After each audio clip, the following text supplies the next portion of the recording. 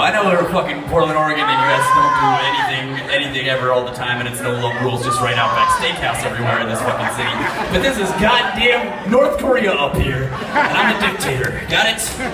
I'm the guy with the shitty hair and the extensive collection of Western movies hidden in a secret vault that no one's allowed to watch. So there are rules. I can't rap about anything anyone else has ever rapped about because there's a ton of songs about cars and guns and butts and stuff.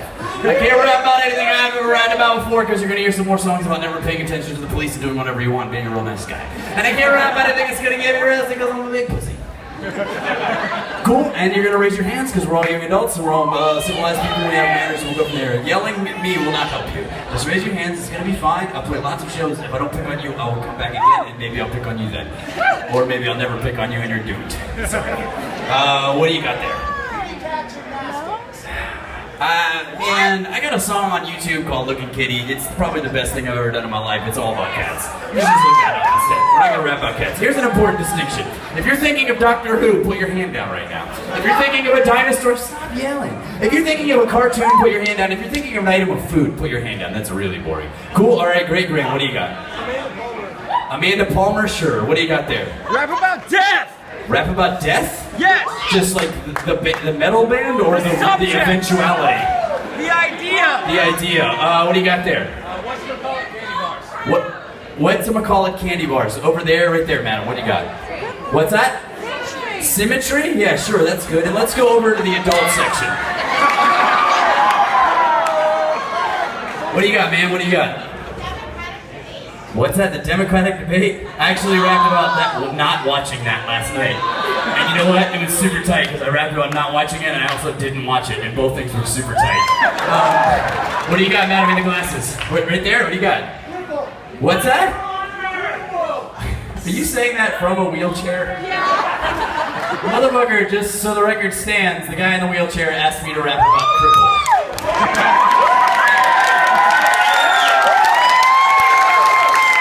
It's gonna be one of the things that's gonna just air on the internet without any of the topics on it.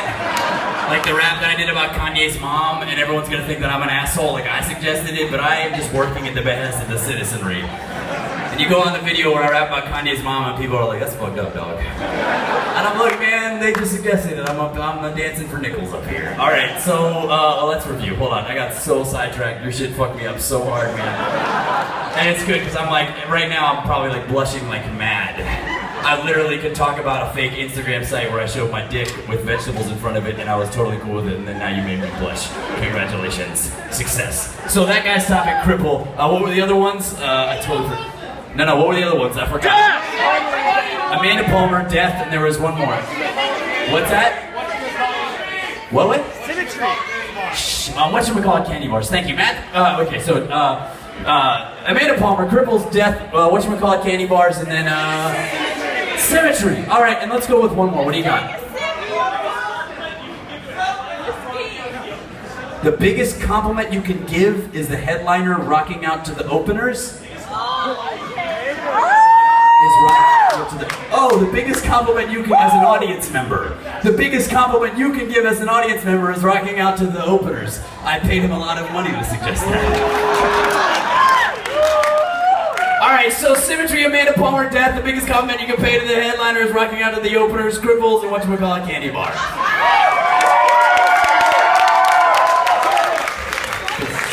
This is so fucked. I'm taking my earplugs out for this one. This one fucking Christ.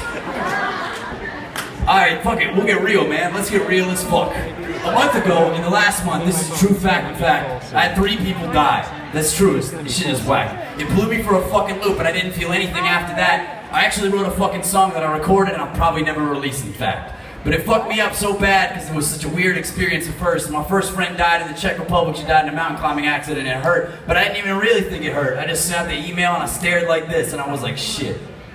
I guess that's death. And I've had people die in my life, grandpa's dogs and cats and all that, but it never really fucking hit me. And I thought that's how I dealt with that. I thought that I would just eat it, look at it like fucking take it like a snack. But it didn't fucking cripple me. Please do not fucking clap. I love you for that and your enthusiasm. In fact, you're rocking out to the opener, making the headline feel like 5 stars cat. But the fact of the matter is, all y'all white kids can't clap for shit. And as soon as you get that fucking rhythm going, you're going as fast as this. And next thing you know, it's some dubstep shit, and I'm trying to rap to it. And there's 5 different girls doing double time packs as this, and I'm trying to keep track of this because you're also fucking enthusiastic, kid, and I can't keep track of it.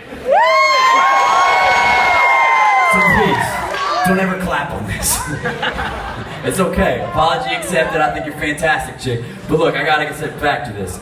Bottom line is this. When my friend passed real quick, I'd fuck me up, but I didn't even look at that. I just stood back at the email and I was like, well, I guess that's it. And then a couple weeks after this, my grandmother passed like this and my fingertips snapped and I was like, oh shit, well, I guess that's it. And then after that, a third friend died in New York City and he fell off the roof's edge and he fell down to his death and it fucked me up for a bit, but I really kind of looked at the rest of my friends who were fucked up by this and I was like, man, I gotta be the rock that they can hold on while they tried to fucking swim. And so I kept my head above water and I helped out them and I didn't really feel anything, and that's the weirdest thing. When a bunch of people like that in your die and you fucking don't feel anything in it right, you just kind of feel numb inside, you don't know how to deal with it precise, you get older. The adults in the back know how that is. As soon as this comes, all your friends start dying and shit, and people get sick, and problems get really fucking real. I ride motorcycles, I fucking wear helmets, and that's it. I don't wear body armor all the fucking time when I'm pulling 118 miles an hour down a road line. I think what would happen if my fucking tire blowed right in one time and I fucking slid, skid, and broke my fucking spine. I see that when I'm pulling the fucking gas and I'm going faster and faster, and there's a kind of thin line edge, you try to tiptoe on that, and I think about my friend that died falling off a mountain way back in the fucking Caucasian mountains, and I thought about that. I thought about my friend Andre who fucking slipped and fell to his death when he was staying up late, a little bit drunk in fact, on a fucking water tower in New York because he was filming a sunrise because it was as beautiful as crap. And while I'm sitting there pushing the fucking gas, pulling the fucking throttle all the way back out on a fucking farm road in western Minnesota, and the fucking sun's coming down so fast, and I'm doing 118 miles an hour in that, and it feels so fucking good inside of my gut, and I think, what would happen if the fucking tire popped and I just slid and got fucked up? But I don't stop. Yes! You don't pull the brakes and I don't pull the clutch. I just accelerate more and it feels good and such. And my biggest fucking fear is that I would get stuck in prison or fucking crippled or paralyzed and such. But I think the bottom line is this, that I would just keep going on that. And I look at death right in the fucking face and I fucking didn't feel a thing. And then after my fucking friend passed away and we had that funeral memorial that day, I felt it all in one fell swoop kick. I woke up in the morning, drank some fucking coffee, hung over from all the Jameson, the fucking cigarette smoking, and then all of a sudden I turned on NPR and something in me snapped. Like a fucking twig or a leaf in some dry dead grass. And I just cried and I cried and I cried for hours after that, and I've never felt anything like that. Yes. I recorded a rap. I have it on its fucking track, hidden on my fucking hard drive in my home, in fact. And I played it for my mom and she's like, I can't listen to that. Because it fucked her up, in fact. And so I don't know if I'll ever release that, but it felt fucking good to fucking cry and fucking rap, and that's some real shit. Yeah.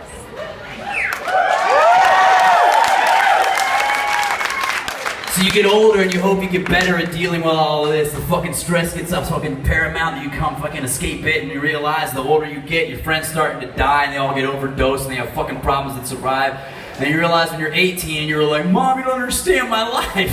Those problems seem so fucking small, and then they get supersized. But then you realize, you know what? Everyone deals with this all at the same time, and I try to keep it bottled inside, and look where that fucking got me right. Paralyzed from the fucking tears and cries on a fucking Sunday night, recording raps all alone in my fucking apartment in the darkness without light.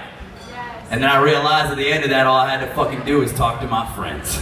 If I had said some shit like, man, it's fucked up that my grandma passed like this. If I had talked about a Pachko and the way she slipped and fast in the grip and fell off the fucking mountain cliff, then I could have talked to my friends and I wouldn't have felt like this. Death is some real shit, but you know what's scarier than death? Fucking grief.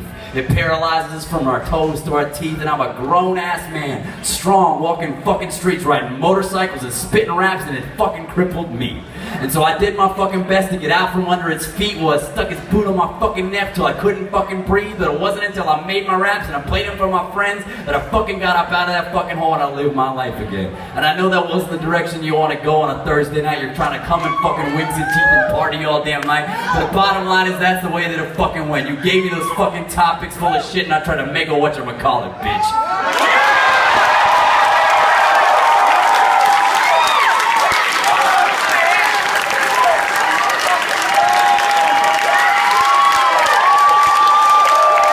Over my time.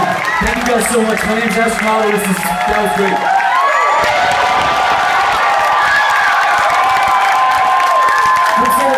I'll be at the merch booth after Doomtree set. Come say hi. I want to say hi to all of you. Motherfucking Doomtree is up next. I'll be back in Wednesday. Thanks guys. Good night.